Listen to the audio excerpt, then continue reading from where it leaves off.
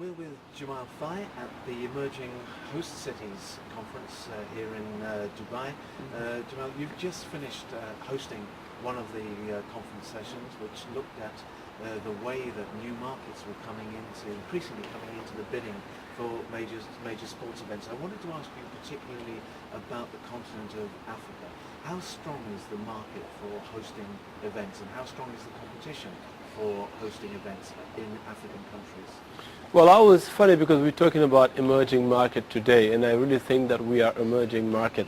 The fact that we are in an emerging market where people sometimes don't realize the possibilities and the potential they have to host events. And most of the time people are standing behind and looking at the World Cup or the Olympic game from a different perspective, thinking this is too big for us to host. And if you look at the reality, there are several countries or cities in Africa that have the capacity. The infrastructure and the economy is quite strong or growing in a good rate to be able to host events in Africa. So I think, to me, there is absolutely great potential to host some of the events, depending on the range, but absolutely some of the events are, I would say, hostable in Africa. Were any particular lessons learned from the FIFA World Cup in South Africa? Well, I think the direct lesson would be for probably for South Africa as a host and as a country in terms of the logistics in hosting the game, in terms of capacity building and so on. But for the rest of the countries, I think we acted as, I would say, spectator. Probably it would give us, the strength and saying, yeah, if South Africa can host the world, we probably also could do something. And I think that legacy, which is intangible, it is there because we've seen Morocco now going for the FIFA Club World Cup, and we know that there will be some other English-speaking country that is thinking of bidding for the Commonwealth Games. So maybe that's a legacy for the rest of the country, saying yes, why not us? Yeah. Now, in just a couple of months' time, we have the Africa Cup of Nations once again, which increasingly is a showcase of fantastic football talent coming out of the continent of Africa. Now, I happen to know that you own and run a football club in Senegal. How would you sum up the strength and possibly some of the weaknesses of football in domestic African leagues based on your own experience?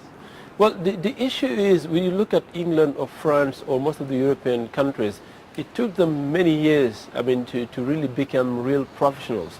And I think we are somewhere around where those clubs were like, 30 years ago or more.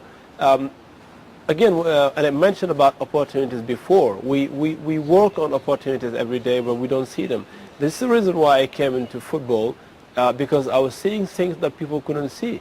I took our club for 2 years, and with new management style, and we are now becoming, I would say, today one of the best clubs in Senegal, and we're aiming at becoming one of the best clubs in Africa, only because we're putting process, we're running it as a company, and we're trying to make profit. When we spend $1, we want to get 2 or 3, and that was not the case for many years. And this is one of the reasons why we say, yes, football has no opportunity in Africa, but because we're running it in the wrong way.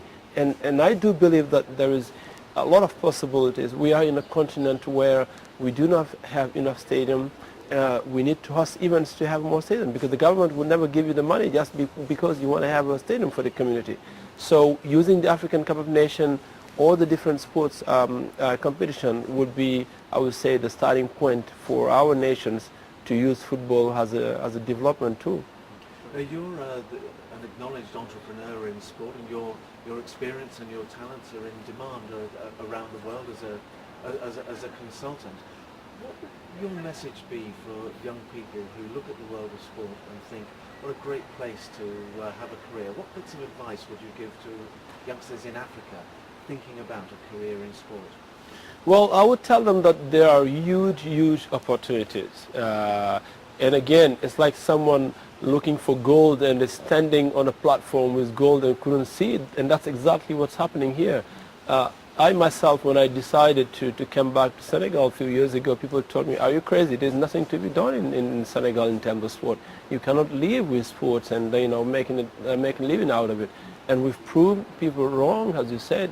We're working on project worldwide because, we're using our imagination, because we're also taking risks, because we're also identifying opportunities. So I do see opportunities all around the continent. I mean, even from like the poorest nation.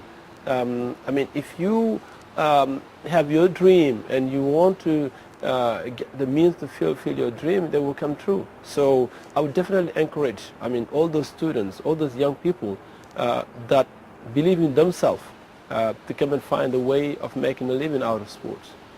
And it's possible. Diamil Faye, thank you very much indeed. Thank you.